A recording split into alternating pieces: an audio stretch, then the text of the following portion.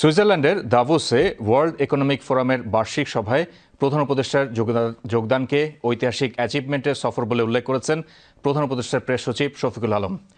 তিনি আজ foreign service একাডেমিতে প্রধান উপদেষ্টার সুইজারল্যান্ড সফর নিয়ে সাংবাদিকদের ব্রিফিংকালে একথা জানান। এ সময় উপপ্রেস সচিব অপূর্ব জাহাঙ্গীর ও আজাদ মজুমদার উপস্থিত ছিলেন। প্রেস সচিব বলেন, ওয়ার্ল্ড ইকোনমিক ফোরামে প্রধান উপদেষ্টার সঙ্গে বিভিন্ন দেশের সরকার প্রধান, আন্তর্জাতিক প্রতিষ্ঠানের প্রধান ও বিজনেস লিডারদের সঙ্গে ৪৭টি সভা অনুষ্ঠিত হয়েছে। এসব সভায় মূল এজেন্ডা ছিল শেখ হাসিনার আমলে পাচারকৃত অর্থ ফিরিয়ে আনা।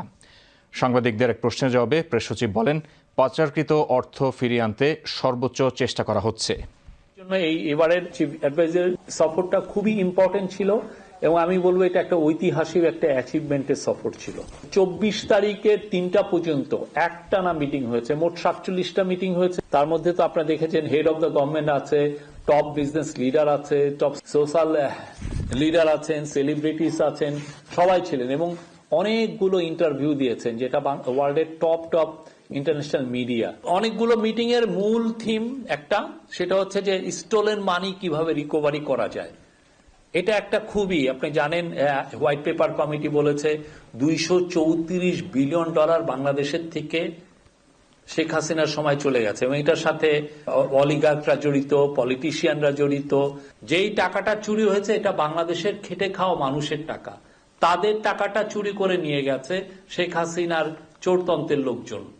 তো সেই টাকাটা আমরা যেভাবে হোক ফিরিয়ে আনবো এবং সেই জন্য যেটা লাগে যে গ্লোবালি আমাদের একটা সমর্থনটা আমরা চাচ্ছিলাম এবং সবাই অকুণ্ঠ সমর্থন দিয়েছে। মাজারের ব্যাপারে আমাদের অবস্থান স্পষ্ট এবং খুব ক্লিয়ার।